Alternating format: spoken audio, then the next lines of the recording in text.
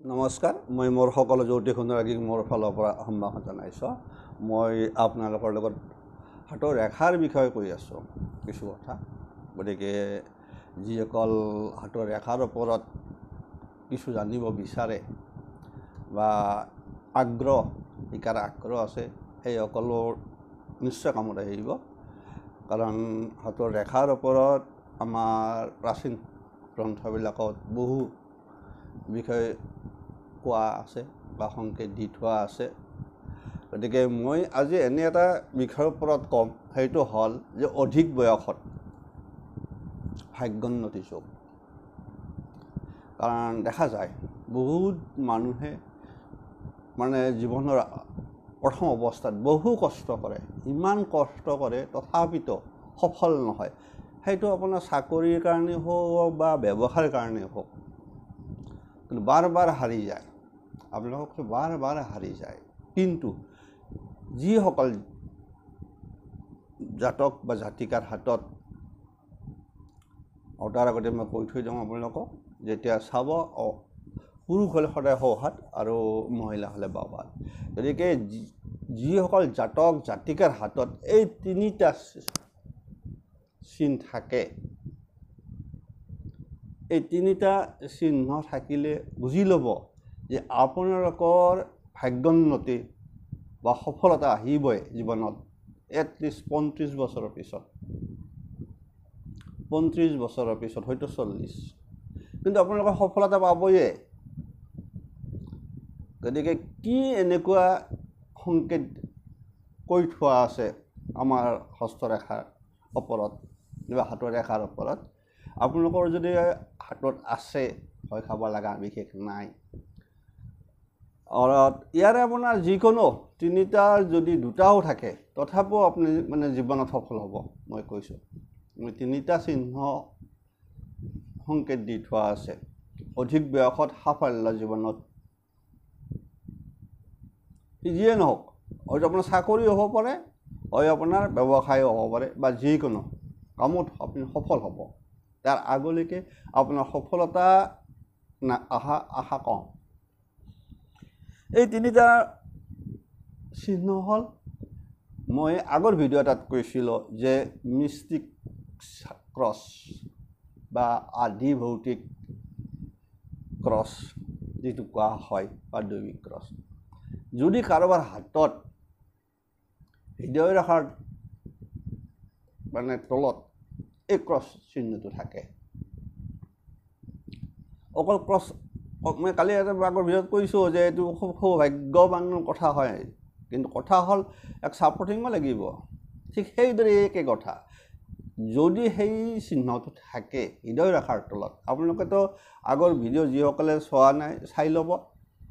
মই কেনেকৈ দেখুৱাই দিছোঁ আগৰ ভিডিঅ' এটাত যে হৃদয় ৰেখাৰ ত্ৰিশূল আৰু মিষ্টিক চিহ্নৰ কথা, বা আদি ভৌতিক ৰেখা বুলিও যাক কোৱা হয়।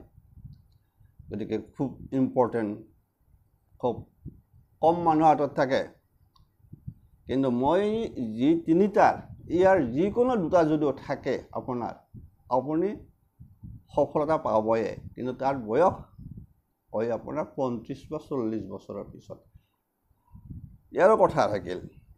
চাওক, আমাৰ হস্তৰেখা বিচাৰত যেতিয়া আমাৰ ভাগ্যৰেখা আমি বিচাৰ কৰোঁ, তেতিয়া ভাগ্যৰেখা ক'ৰ পৰা যায় এইটো আপোনালোকক মই কম পিছত, তথাপিও কৈ দিছোঁ। ভাগ্যৰেখাডাল সদায় এই যে হয়তো চন্দ্ৰস্থান অথবা এই স্থানৰ পৰা গুচি বা মণিমূৰ্ধৰ পৰা গুচি যায়। ক'ত যায়? লক্ষ্য শনিৰ ক্ষেত্ৰ। ভাগ্যৰেখা সদায় মনত ৰাখিব। মই ভাগ্যৰেখাৰ বিষয়ে ক'ম, তেতিয়া গম পাব। ক্ৰছৰ কথাটো গম পালে আগৰ ভিডিঅ'টো চাই ল'ব। ক্ৰছৰ কথাটো, এই যিটো মিষ্টিক ক্ৰছ বুলি কৈছোঁ, তাৰ বিষয়টো কৈছোঁ। সেইটো আপোনাৰ হৃদয় ৰেখা আৰু শিৰোৰেখাক স্পৰ্শ কৰিব লাগে যাৰ সফল পাব লগা হ'লে। আৰু তাৰ বাহিৰেও কথা আছে, আপোনালোকৰ স্থান লৈ অকণমান ইফাল সিফাল হৈ যায়। যদি বুধৰ তলত থাকে তাত ফলটো অকণমান পাৰ্থক্য হ'ব, যদি ৰবিৰ তলত থাকে তাৰ ফল বেলেগ হয়। তথাপিও ভালেই আৰু তথাপিও মই যিকোনো স্থানতে নাথাকক কিয়, সি আপোনাৰ ইয়াত আপোনাৰ ৰবিৰ ক্ষেত্ৰত তলত থাকক, এইখিনি ৰবিৰ ক্ষেত্ৰত তলত থাকক, বা বুধৰ ক্ষেত্ৰত থাকক বা শনিৰ ক্ষেত্ৰতে থাকক বা বৃহস্পতি প্ৰশ্ন ভালেই, এনেই ভাল। তথাপিতো মই কৈ দিছোঁ যে এই যদি থাকি যায়, এই মিষ্টিক চিহ্নৰ লগত কি থাকিব লাগিব আপোনালোকৰ? ইয়াত দেখিছে শিৰৰেখা, এইডাল শিৰৰেখা, এডাল শিৰৰেখা, এডাল আয়ুস ৰেখা, এডাল হৃদয় ৰেখা।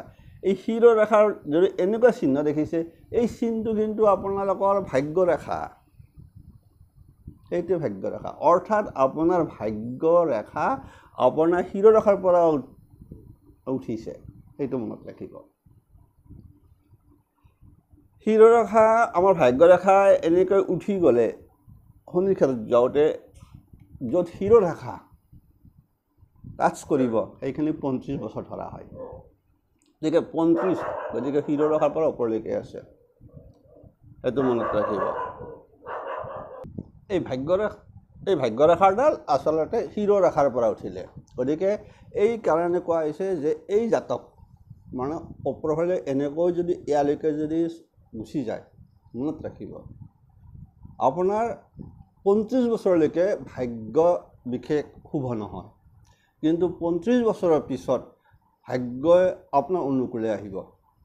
আৰু বিশেষকৈ সেই সময়ত যদি আপোনাৰ এই ৰবি ৰেখা যদি এই ৰবি ৰেখা য'ত ৰবি ষ্টাৰ্ট, ৰবি ৰেখা যদি এনেকৈ হৃদয় ৰেখাত টাচ কৰে, কিন্তু তলৰ ফালে নহয়, বাটৰ নহয়, যদি হৃদয় ৰেখাত আহি ৰৈ যাব লাগিব।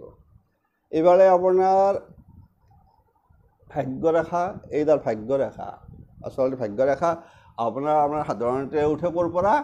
ভাগ্যৰেখা আমাৰ গুচি যায় ইয়াৰ পৰা, ঠিক এনেকৈ গুচি যায় ভাগ্যৰেখাই, বুজি পালে? ভাগ্যৰেখা এনেকৈ গুচি যায়, ভাগ্য এনেকৈ গৈ পেলাই শনিৰ ক্ষেত্ৰ পায়। গতিকে আমাৰ যিহেতু আপোনাৰ ভাগ্যৰেখাডাল শিৰৰেখাৰ তলৰ ফালে নাই বিশেষ, গতিকে আপোনাৰ ভাগ্যোন্নতিটো পলম হ'ব। আৰু যেতিয়া আপোনাৰ ৰবি ৰেখা থাকি যাব, ৰবি ৰেখা থকাৰ লগে লগে সাধাৰণতে যশ প্ৰাপ্তি যোগ হৈ যায়, আনফালে চৰকাৰী চাকৰিৰ যোগ হৈ থাকে, মনত ৰাখিব। কিন্তু যদি এনেকৈ যদি স্পষ্টভাৱে ৰবি ৰেখা যদি আহি আপোনাৰ অনামিকা আঙুলিত যদি তলত হৃদয় ৰেখাত ৰৈ যায়, তেনেহ'লে আপোনাৰ 35 বছৰ পিছত, 35 বা 40 বছৰ ভিতৰত আপোনাৰ চাকৰি যোগ হৈ আছে, মনত ৰাখিব। সেইসকল কিছুমান জাতক জাতিকা জীৱনত বহুত কষ্ট কৰে, কয় যে আপুনি ভালকৈ চাই যদি দেখিব আপোনাৰ হাতৰ এই ভাগ্যৰেখাডাল বা ৰবি ৰেখাডাল এনেকৈ আছে। যদি আপোনাৰ তলৰ ফালে গুচি আহিলে তেতিয়া আগতে ভাগ্য উন্নতি হ'লা হয়, বা যদি এই ভাগ্যৰেখাডাল, এটা ৰবি ৰেখাৰ কথা কৈছোঁ, গতিকে ভাগ্যৰেখাডাল যদি এনেকুৱা যদি থাকি যায় তেতিয়াহ'লে তলৰ পৰা তেতিয়া সোনকালে। আৰু যদি ভাগ্যৰেখা যদি হৃদয়ৰেখাৰ পৰা উঠে তেনেহ'লে মনত ৰাখিব আপোনাৰ 35ৰ পিছতে সফলতা জীৱনৰ, আপুনি যিকোনো কামত সফল হ'ব পাৰিব। গতিকে এই তিনিটা আপোনালোকে চাই ল'ব। গতিকে সৰু সৰু কথা দেখাত কিন্তু বহুত কথা গম পোৱা যায় এজন জাতকৰ।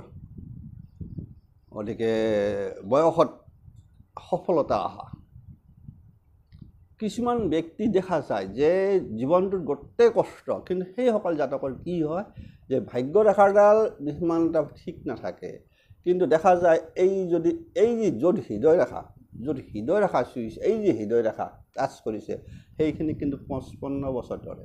গতিকে 55 বছৰৰ ওপৰতো ভাগ্যৰেখা হ'ব পাৰে। সেইকাৰণে এটা কথা কোৱা আছে, কি কোৱা আছে যে ভাগ্যৰেখাটো বাদ দিয়ক, থাকিব বা থাকিলে বা অকল শনিৰ ক্ষেত্ৰত যদি এনেকৈ স্পষ্ট ৰেখা থাকে, আপোনাৰ কথা আছে যদি শনিৰ ক্ষেত্ৰত যদি এনেকৈ যদি আপোনাৰ স্পষ্ট ৰেখা থাকে তেনেহ'লে আপুনি বৃদ্ধকালত হ'লেও আপুনি মানে ধনী হ'ব, ধন সম্পদ আপোনাৰ হাতত থাকিব।